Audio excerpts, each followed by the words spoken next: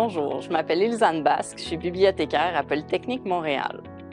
Bonjour, je m'appelle Olivia Fernandez-Pereda et je suis bibliothécaire à Polytechnique Montréal. Nous voudrions vous parler des ressources éducatives libres, les REL pour faire plus court, qui peuvent vous faire gagner du temps et vous aider à créer du matériel éducatif de qualité pour vos cours.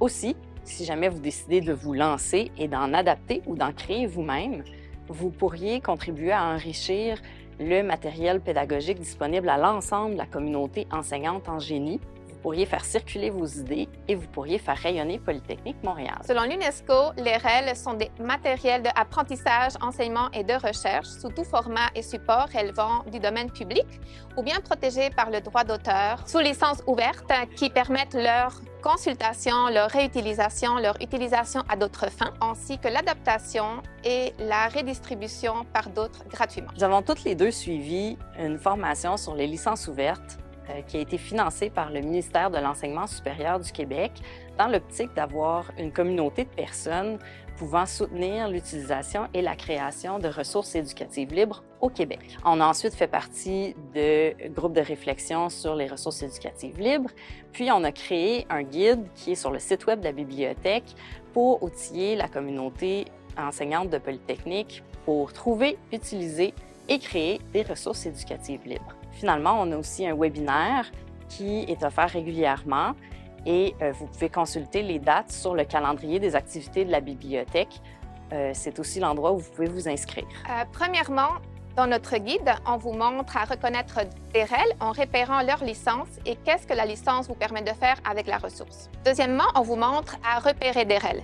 Il existe plusieurs plateformes où on peut repérer des REL pour le génie. Il existe au Canada, aux États-Unis, mais aussi dans des pays européens, des institutions qui ont créé des REL dans tout type de formats comme des présentations PowerPoint, des vidéos, des cours au complet que vous pourriez réutiliser. Ces institutions ont leur propre moteur de recherche qui vous permet d'aller trouver ces REL et où ils mettent en valeur leurs ressources. Mais il existe également des grandes plateformes REL qui regroupent plusieurs institutions où on peut trouver des REL pour le génie. Il existe une grande quantité de REL en anglais, puis moins en français. Mais on vous propose dans notre guide des plateformes où vous pourriez découvrir des ressources pour le génie, tant en anglais qu'en français. Finalement, dans le guide, on a une section pour vous montrer comment bien citer une ressource éducative libre que vous voudriez utiliser dans vos propres projets et aussi une section pour vous aider à choisir une licence Creative Commons que vous voudriez apposer à votre propre projet si vous voulez qu'il devienne une REL. Avant de vous lancer dans la création de nouveaux matériels pédagogiques ou si vous avez déjà un projet entamé que vous voudriez faire devenir une REL, on vous propose d'aller voir notre guide où on vous présente des outils intéressants qui pourraient vous aider. Nous sommes également disponibles pour vous aider à faire des recherches pour trouver des ressources éducatives libres que vous voudriez utiliser dans vos projets. Puis, on peut aussi répondre aux questions que vous auriez en lien avec l'utilisation des licences, le dépôt et la diffusion de votre matériel pédagogique si vous voulez qu'il devienne une REL. On vous laisse nos coordonnées ici. N'hésitez pas à nous contacter si vous avez besoin de plus d'informations ou bien de l'aide par rapport aux REL.